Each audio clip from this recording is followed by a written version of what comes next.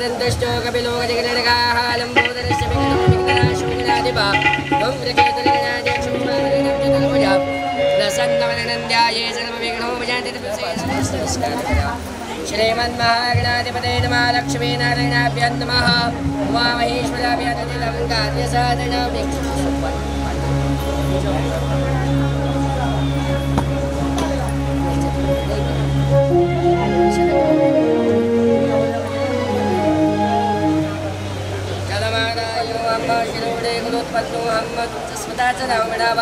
नाम्नाः सर्वेषां पूर्वजानां पितॄणां मातॄणां निरति क्षय आनन्द उत्तमलोक प्राप्त्यर्थ पञ्चम पुण्यस्मरण निमित्तेन मम गृहे अस्मिन् ग्रामे सर्वेपि सुखिनः सन्तु सर्वे सन्तु निरामयः एतमे सकल जनानां मंडल देवता पूजनं च करे भगे देशान्तरा पाठवे हे रामगणनायका गजमुखा भक्ता बहुदोषवे विघ्नहन्ता महागणपतये नमः निर्विघ्नार्थसिद्ध्यन्ते प्रार्थनापूर्वकं नमस्कारान् करोमि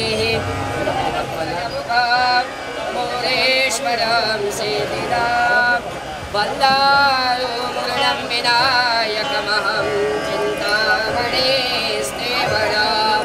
लीलाद्रिं गिरिजात्मकं सुवरदां विगणेश्वरं भोजरां ग्रामे राञ्जनसंस्थितो गणपति कुर्वन्तु वो मङ्गलं लक्ष्मीनायकाय नमः सिद्धिबुद्धिसहिताय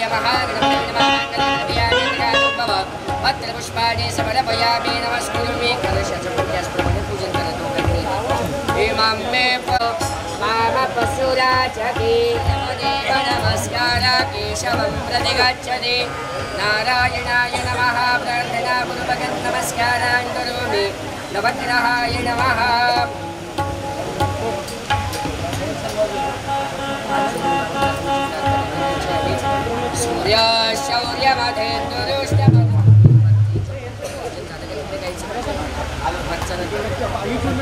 महागणपतये नमः हृदयानिधे गौरीनन्दना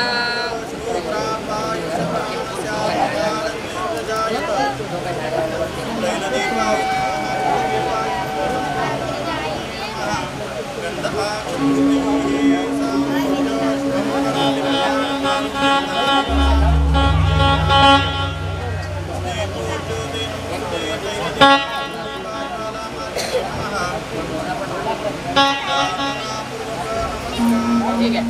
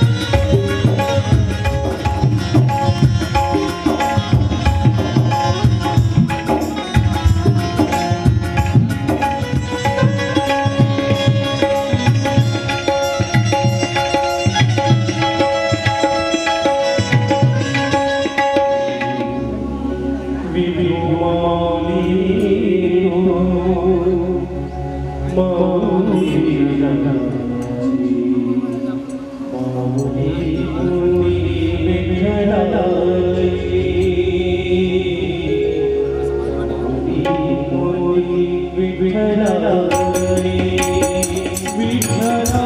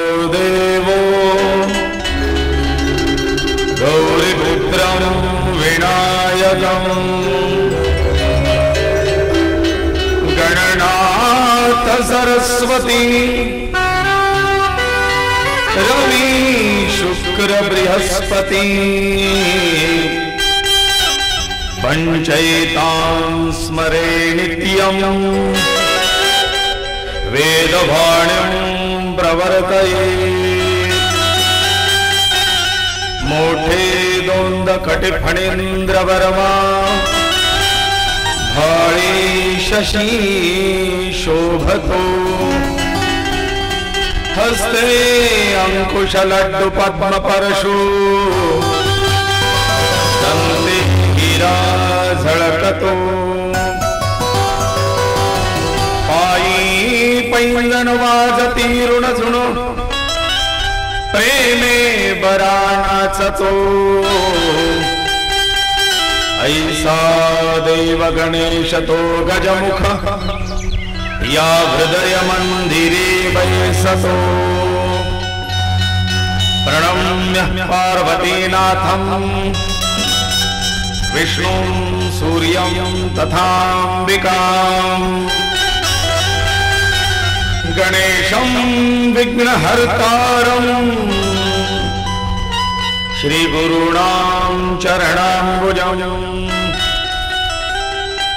ॐ नमो जियादिया वेदं प्रतिपादिया जय जय स्वसंवेद्या आत्मरूपा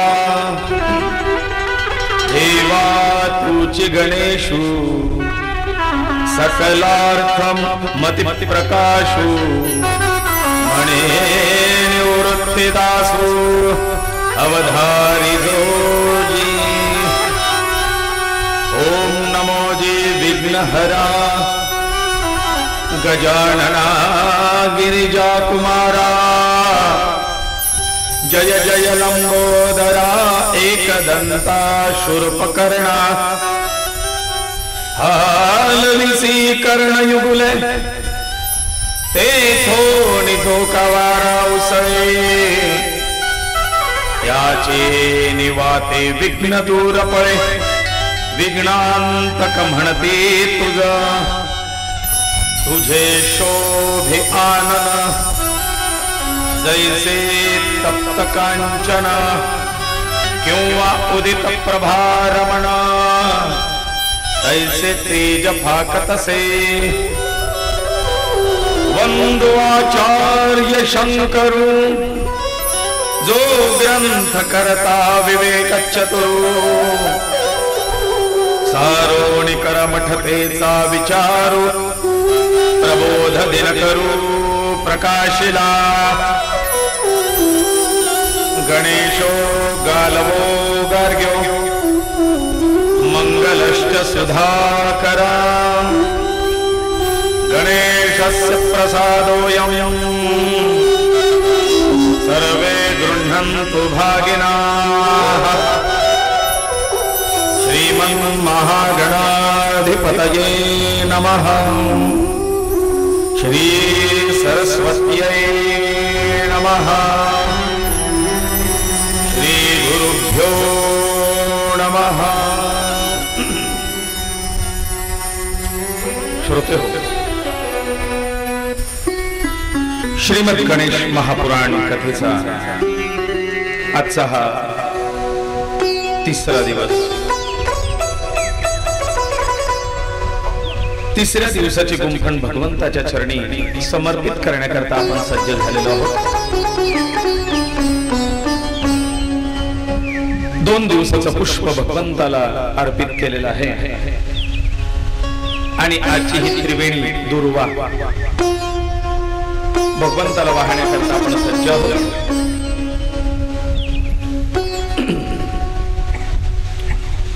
3 हा अंक सुद्धा गणपतीचा आहे।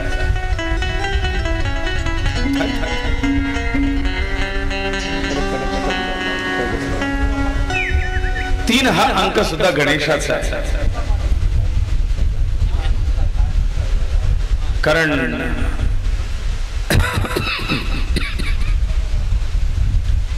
ब्रह्मा विष्णू महेश या तिघांचं उगमस्थान म्हटलेलं आहे तो गणेश। अ उ आणि म या 3 अक्षरातून उत्पत्ती तो गणेश। गणपती बाप्पाला दुर्वा वाहिले जाते ते 3 पानांची। गणेशाला दुर्वा वाहिल्या जातात त्याची संख्या 21 2 आणि 1 3 21ची एकांकी संख्या हे अंकशास्त्र नम्रलाजी। 3 या अंकाला आपल्या धर्मशास्त्रामध्ये अनन्य साधारण असं महत्व आहे। सत्व रज तम 3 ब्रह्मा विष्णू महेश 3 महाकाली महालक्ष्मी महासरस्वती 3 बाल्यावस्था यौवनावस्था वृद्धावस्था 3 स्वर्ग मृत्यू पाताळ हे 3 वात कफ पित्त हे 3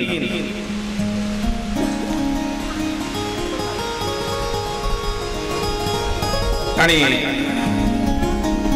असे या 3 संगम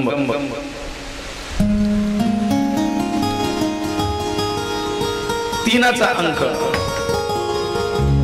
जगत उत्पत्ती स्थिती आणि लय या अवस्था सुद्धा त्वम अवस्था त्रयातीतः तू या 3 अवस्थेचा अधिपती आहेस असं अथर्व शीर्षात गणपती बाप्पाला उद्देशून म्हटलेलं आहे। जाऊ द्या उम त्याच्यामध्ये सुद्धा ओंकाराचा 3 आणि त्याच्यात अक्षर सामावले तेही 3.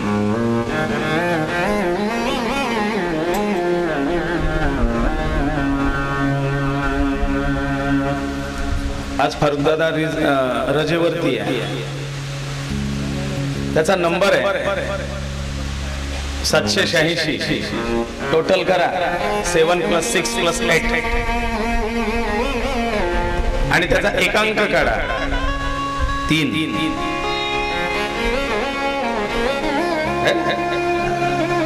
या 3 अंकाला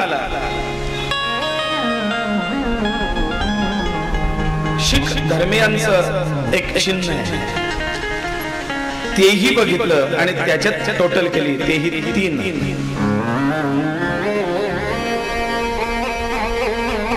कुठलाही धर्म असो या 3 अंकाला विशेष महत्व आहे.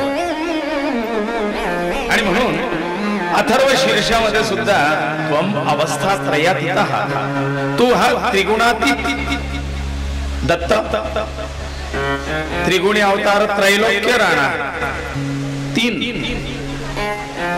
पण तरी सुद्धा आपल्या लोकांच्या मनामध्ये 3 या अंकाबद्दल काय भीती आहे काय माहिती नाही ना. महाराज 3 तिकडा काम बिघडा. अहो साध्या आरत्या जरी 3 म्हटल्या नाही 4 म्हणा का बरं. 3 चांगलं नसतं. अरे कशाला 3 चांगलं नसतं. 3 देव चालतात, 3 देव्या चालतात.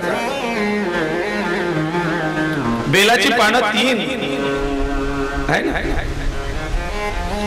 पण 3 का चालत नाही. 3 तिकडा काम बिघडा. 3 हा अंक अशुभ म्हटलाय पण कुठे नाही. त्याला शास्त्राचं प्रमाण आहे आणि त्याला सरकारचं प्रमाण आहे.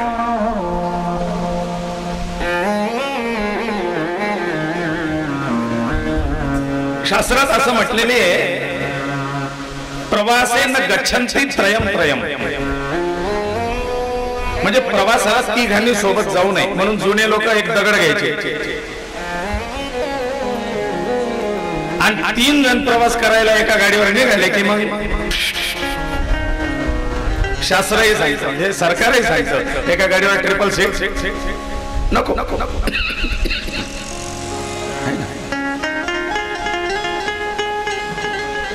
पण तो कुठे असावा कुठे नसावा हेच न समजून घेता आपण त्या 3 अंकाचा बाऊ करून घेतला आणि मग 3 नको 3 नको.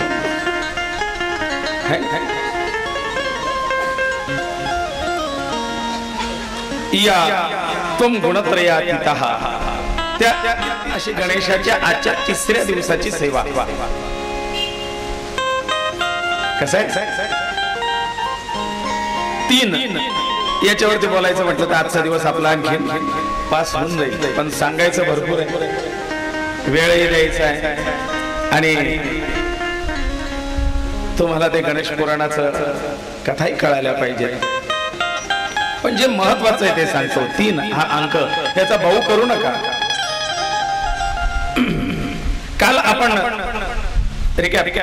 तो कथाभाग कुठपर्यंत आलो होतो याचा थोडासा आढावा घेऊ. तत्पूर्वी काही सूचना आहेत कारण सगळे उठून गेल्यानंतर दिलेल्या सूचनांकडे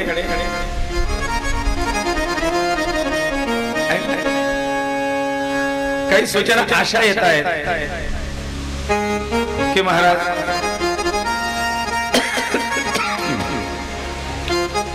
बघा पुरुष मंडळींना जागा राहत नाहीये. महिला मंडळांनी इकडे महिला मंडळाचं मंडप मोठा दिलेला असल्यावरती सुद्धा त्याचं अतिक्रमण इकडे करून टाकलेलं आहे. पुरुषांनी तक्रार केल्या महाराज 50-50 दिलं म्हणजे लगे इतकं नको ना म्हणे. 50% आरक्षण दिलं तर त्यांनी आमचा मंडप 50% खाऊन टाकला म्हणलं. मी म्हटलं तिकडचा मंडप भरून जातो भरून उरतो म्हणून त्यांच्यासाठी स्पेशली या म्हणजे आजपासून 100 खुर्च्या वाढवलेल्या आहेत. नेहमीपेक्षा या आपल्या गणेश पुराणाला पहिल्या दुसऱ्या दिवशी 100 खुर्च्या वाढवाव्या लागल्या. आणि अण्णांना म्हटलं तुम्ही आणखीन आपल्या मंडपवाल्यांना सांगून ठेवा, भले तू दुसरीकडनं भाड्याने घेऊन ये पण तयार ठेवा. रंगराज दादांना पुढे खुर्च्या आणखीन तयार ठेवायच्या आहेत, मॅटिंग तयार ठेवायची, कारण पुढे आणखीन आजूबाजूला जागा करावी लागणार आहे. तर पुरुषांना ही जागा द्या.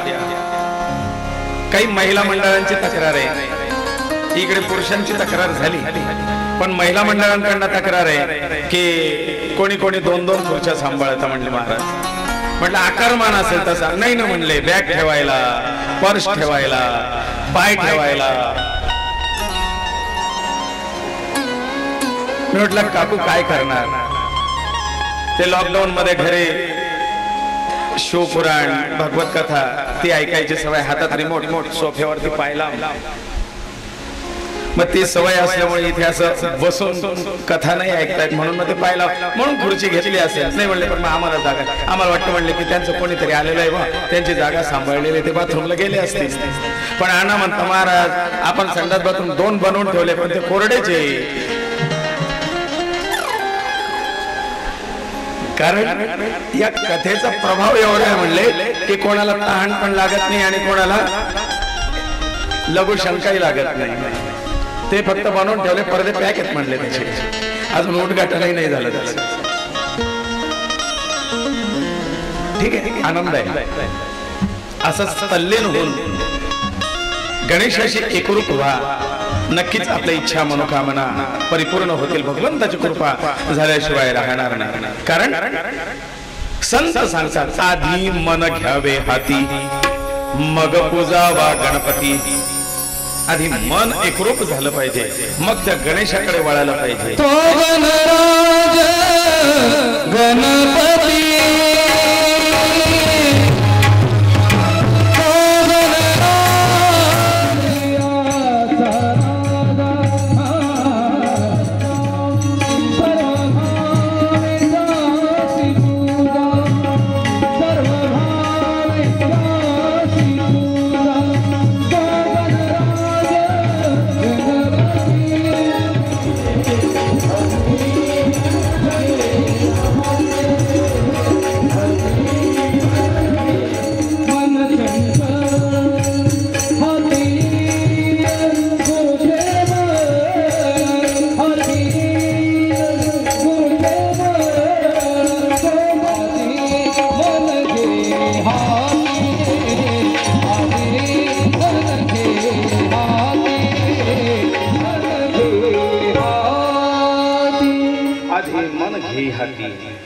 आणि मग आपल्याला कळावा याकरता अण्णांनी जो प्रयत्न केलेला आहे, हा प्रयत्न लक्ष्मण शिरोडे यांच्या 5व्या पुण्यस्मरणाच्या निमित्ताने चालत असलेली ही कथा आहे. गजानन भूत गणादि सेवितम. गजानन हा एवढंच नाही तर गजानन हा मोक्षदाता, गजानन हा भवरोग वैद्य. अरे ग्रंथारंभी मंगलाचरण करायचं असतं आणि मंगलाचरणामध्ये आधी श्री गणेश असतो आणि तो श्री गणेश न केल्यामुळे ती ग्रंथपूर्ती तुझी होऊ शकत नाहीये. महर्षी वेदव्यासांकडनं 10 दिवसाचं पार्थिव गणेशोत्सव, गणेश पूजन हे ब्रह्मदेवाने करून घेतलंय.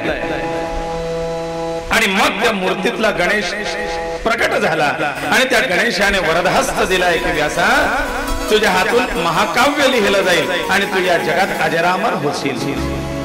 या महाकाव्याला पुन्हा तोड नसणार आहे. जगातला एकही प्रश्न असा नाही की त्याचं उत्तर या महाकाव्यात राहणार नाही.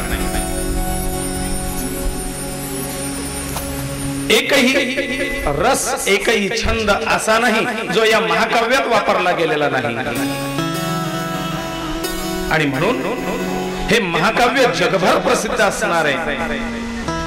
अशा महाकाव्याची रचना तुझ्या हातून होईल आणि स्वतः गणेशाने लिहिलेलं ते महाकाव्य आहे. ब्रह्मदेव सांगतात व्यासा तुला नाही, मला सुद्धा सृष्टी उत्पत्तीच्या वेळेला अशी भ्रांती झाली होती. आणि ज्याचं स्मरण करायचं त्याचं स्मरण न करता कामाच्या गडबडीमुळे मी या सृष्टी सृजनाच्या कार्याला लागलोय, परंतु त्या ओंकार गणेशाचं स्मरण विसरलो आणि म्हणून मला माझं काम अवघड वाटू लागलं. होत नाही का? कार्य होतं पण अवघड होतं. मी नेहमी सांगतो, काही लोकांचा फक्त कर्मयोगावरती विश्वास असतो. डू अँड डाय आणि मी करू शकतो. मग कशाला दुबळ्यासारखं देवाचं नाव घ्यायचं, देवाला शरण द्यायचं, देवाला प्रार्थना करायची. I do it. मी करू शकतोय पण फक्त मी करतो आणि मी करू शकतो ते हार्डवर्क झालं. ते करणं म्हणजे हार्डवर्क आहे. आणि भगवंतावरती निष्ठा ठेवून, भगवंता तुझ्या कृपेने हे कार्य करण्याची सद्बुद्धी मला दे असं म्हणून त्या कार्याला लागणं, त्यावेळेला ते स्मार्ट वर्क होतं. आणि कसं लीलया कार्य सिद्धीला जातं ती भगवंताचीच कृपा.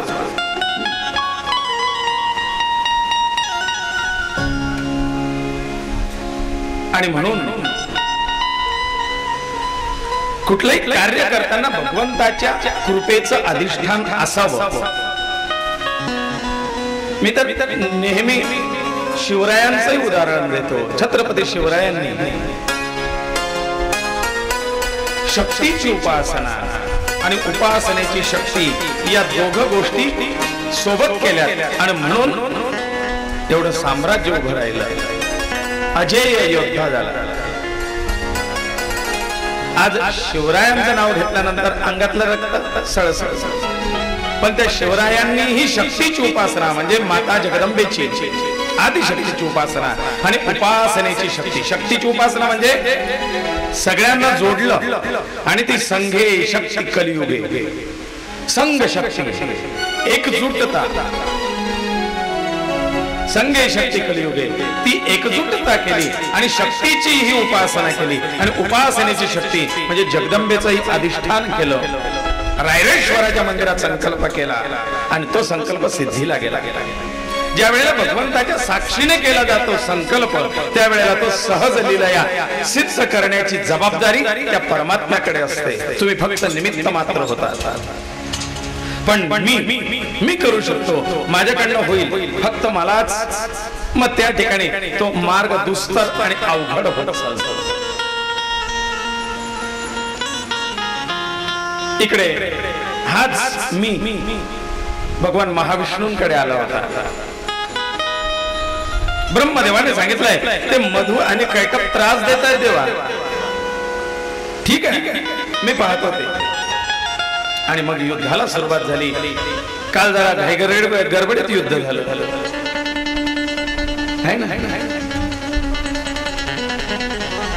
एकदा, दोनदा, तीनदा भगवान नारायणांनी त्या मधुकैटभांना पराजित केलं, तरीही ते पुन्हा उठायचे. नारायण म्हणतात यांच्यावरती विजय मिळवणं मला का दुस्तर होतोय, अवघड वाटतंय.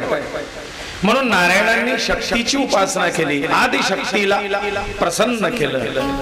देवी भावी आणि मग आदिशक्तीने सांगितलंय नारायणा तुम्हाला फक्त शक्तीची नाही तर युक्तीची सुद्धा गरज आहे. मी शक्तीचा फोर्स पुरवते, पण याच्या सोबत जिथे काम शक्तीने होत नाही तिथे युक्तीने करावं. आणि जे काम युक्तीने होत नाही ते काम मी आज सकाळी पोरांना म्हणजे या कथा घरी चर्चा चालत असतो त्यावेळेला सांगितलं की मी 5वीला एबी हायस्कूलला असताना त्या फळ्यावरती हे वाक्य लिहिलेलं होतं, शक्तीपेक्षा युक्ती श्रेष्ठ त्याही पेक्षा प्रेम श्रेष्ठ. जे सामोपचाराने प्रेमाने काम मोडलं जातं तिथे बाकीचे बलप्रयोग करायची गरज नाही. प्रेमाने सामोपचाराने घ्या ना मोडून. जिथे ते चालत नाही तिथे कूटनीती वापरावी लागते. जिथे ते चालत नाही मग तिथे साम दाम दंड भेद, तो दंड. जिथे दंडही काम करत नाही मग तिथे भेद.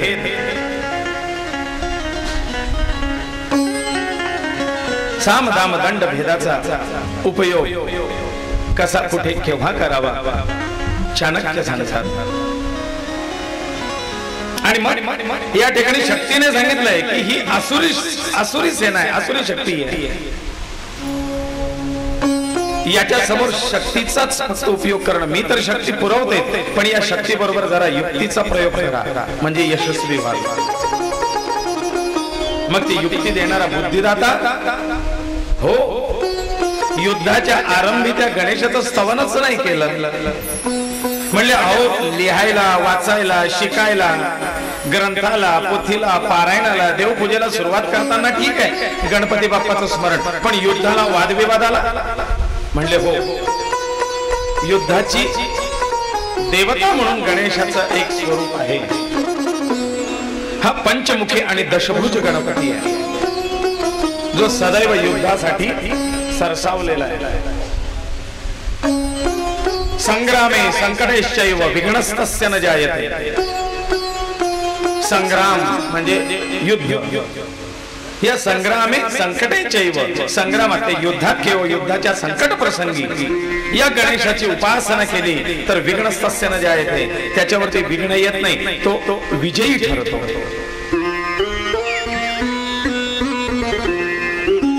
मग नारायणांच्या लक्षात आला आपण गणपती बाप्पा विसरतोय. नारायणांनी गणपती बाप्पाची उपासना केली. गणपती बाप्पा प्रसन्नही झाले आणि गणपती बाप्पांनी सांगितलंय नारायणा ठीक आहे, आता इथे आपल्याला बुद्धी प्रयोग करायचा. मग काय, जसं मागे एकदा उदाहरण सांगितलं होतं की एखाद्याला सरळ बोललेलं चालत नाही तर त्याच्याचं उलट बोलावं, म्हणजे तेव्हा ते सरळ काम होतं. अनेकदा तुम्ही त्या गोष्टी ऐकलेल्या आहेत, त्याच्यामुळे त्या सोडत चला, आपण पुढे जाऊ. मग ज्या वेळेला त्या दिवशी युद्धाला आरंभ झालाय आणि युद्धाला आरंभ झाल्यानंतर आज नारायणांचा मूड काही वेगळाच. युद्ध करता करता सामोपचार करायचा. आणि म्हणून ते मधु कैठवाला सांगतात वा वा कैठवा, अरे काय शक्तिशाली आहात. आजपर्यंत अनेक युगांमध्ये अनेक असुर जन्माला आले, पण तुमच्यासारखं मी पहिल्यांदा पाहतोय. किती दिवस झाले, 5000 वर्ष चाललं होतं म्हणलं त्यांचं युद्ध. मधुकैटवाचं आणि नारायणाचं युद्ध 5000 वर्ष चालले असा उल्लेख आहे. 5000 वर्ष तुम्हाला जास्त वाटत असतील ते देवाच्या मानाने, कारण आपण कालगणना ही मागच्या पुराणात ऐकलेली आहे.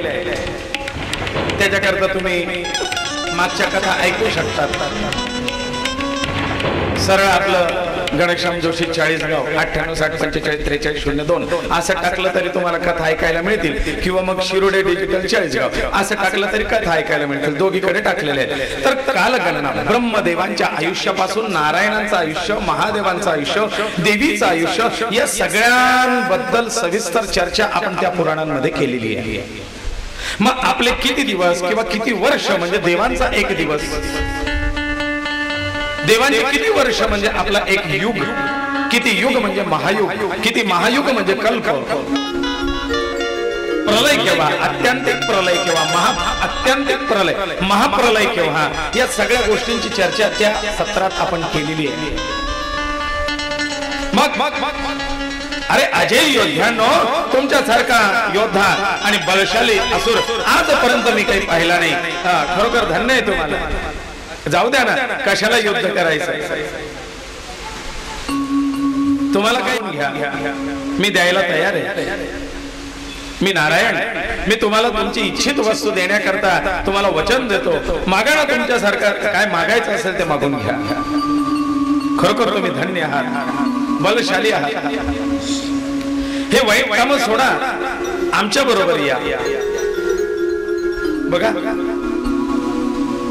आता रणांगणात उभे आणि रणांगणात उभे असताना शत्रू पक्ष लाच देतोय, प्रलोभन देतोय. हे यांनी समजून जायला पाहिजे ना की दाल में कुछ.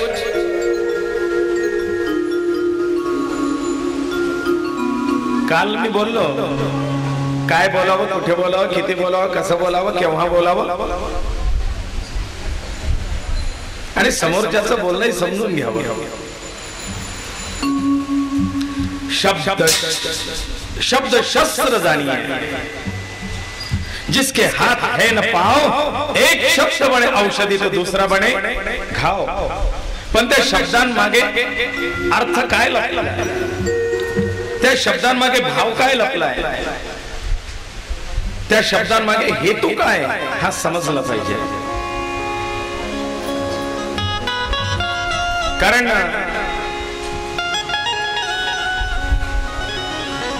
व्यवहारात वागणं बोलणं याला फार महत्व आहे. इथे नारायण आणि मधुकैटभ यांच्या चरित्रातून एक सुंदर गोष्ट आपल्याला शिकायला मिळते, जीवनात आचरणात आणावी. कारण स्तुती, शास्त्रकार असे सांगतात, सुभाषितकार असे सांगतात की स्तुती नावाची एक देवकन्या, तिचं नाव काय, स्तुती. ही स्तुती नावाची देवकन्या अविवाहित राहून गेलेली, तिचं आजपर्यंत लग्न झालेलं, कारण आजपर्यंत तिला नवरदेव मिळालेला नाही. का? कारण या कन्येला जो आवडतो त्या नवरदेवाला ही आवडत नाही, आणि ज्याला ही आवडते हिला तो आवडत नाही. गणपती बाप्पा मोरया. आणि म्हणून ही स्तुती हिला आजपर्यंत कोणीच असा मिळाला नाही. ती अविवाहित आहे म्हणजे शास्त्रकार गमतीने म्हणजे विनोदाचे सुभाषित त्याच्यात वर्णन केलेलं आहे. आणि ही स्तुती व्हायला लागली की माणसाने लगेच थोडस दचकून जावं, बस कुछ तो धोका है, सावधान.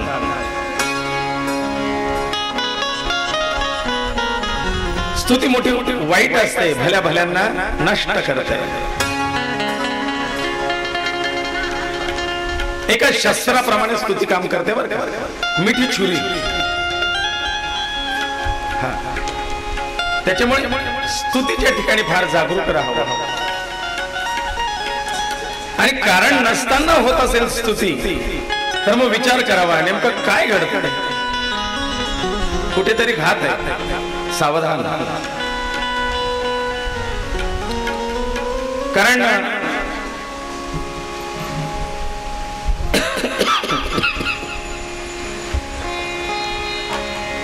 एक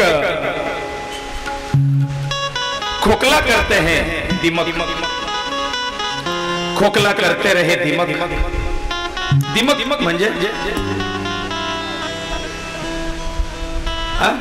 वाळवी, बरोबर. खोखला करते रहे लगातार दिमक उसे. वाळवी आतून लागते आणि आतून पोखरते, बाहेरून लक्षात येत.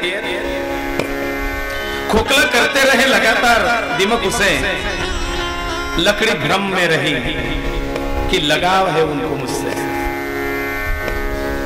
त्या लाकडाला असं वाटतं यांना माझ्यावरती फार प्रेम आहे म्हणून हे माझ्या जवळ राहतात, पण ही त्याला आतून पोखरत गेली. एक शायर आहेत त्यांनी म्हटलेलं आहे, खोखला करते रहे लगातार दिमक उसे, लकड़ी भ्रम में रही कि लगाव ज्यादा है उनसे. म्हणून स्तुती मोठी वाईट.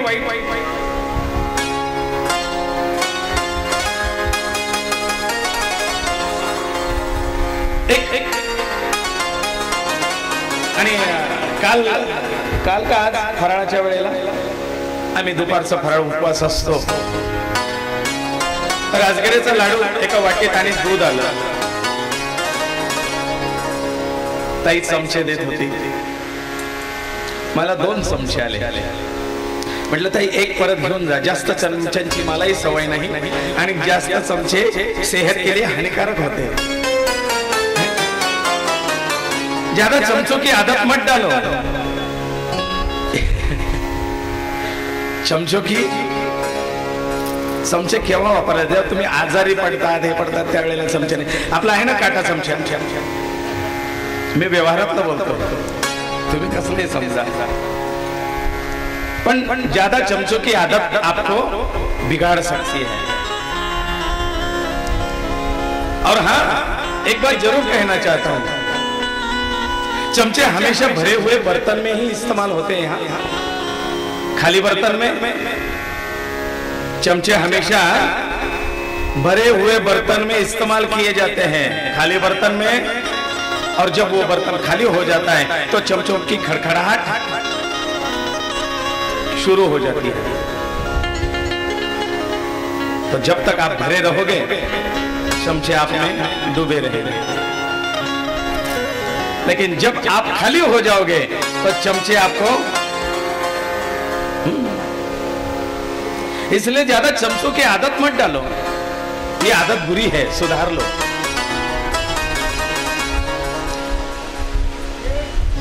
आदत बुरी सुधार लो, बस हो गया भजन। आणि त्या शुक्लाजींकडे झाली ना हिंदी कथा, त्याच्यामुळे लगे हिंदीकडे वळून जातो असं जातं। मलाही विश्वास वाटत नव्हता मी पूर्ण हिंदी कथा करेल म्हणून, भागवत कथा, पण केली छान। आणखी एक गोष्ट महत्वाची आहे, काय कुठून कुठून काही काही मोती जमा करावेत। एका व्यक्तीने म्हटलंय, जो आपकी छोटी और झूठी बात पर वाह करेंगे वही लोग आपको एक दिन तबाह करेंगे। जो लोग आपकी छोटी और झूठी बात पर वाह करेंगे वही लोग एक दिन आपको तबाह करेंगे। म्हणून यांच्यापासून एक वेळेला तोंडावर ते स्पष्ट बोलून देणारा मोकळा, त्याच्या मनात कपट नाही, पण तुमचं खोटं असताना किंवा चुकत असताना सुद्धा वाह वाह, अरे वाह, समझ लो ये आगे गुलदस्ता है और पीछे मधु कैटबाच्या लक्षात नहीं आलं, नारायण अरे क्या बात, आपके जैसा तो कोई योद्धा आज तक नहीं मिला हमें, बहुत बढ़िया। म्हणून ते कवि म्हणतात, जो आपकी छोटी और झूठी बात पर वाह वाह करेंगे वही लोग आपको एक दिन तबाह करेंगे। सावधान, इनसे दूरी रखो।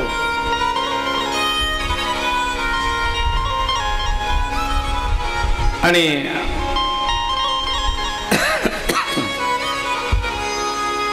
तुम्ही कधी ब्रेड खाल्लाय का? ब्रेड ते लोणी लावून, लोणी ब्रेड है ना, आपल्या घरात स्वयंपाकाला झाऱ्या असतो, झाऱ्या है ना, छिद्रा छिद्रांचा, त्या झाऱ्याने लावलेला एका ब्रेडला लोणी, कशाने?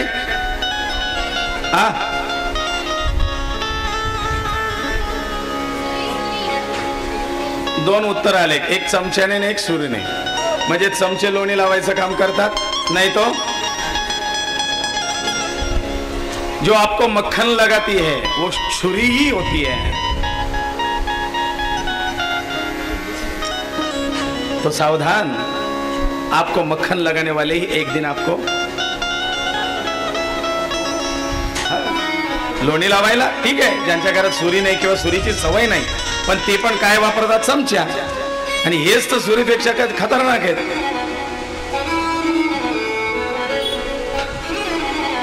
आणि म्हणून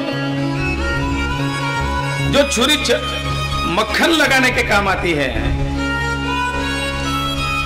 वही गला काट देगी। सावधान।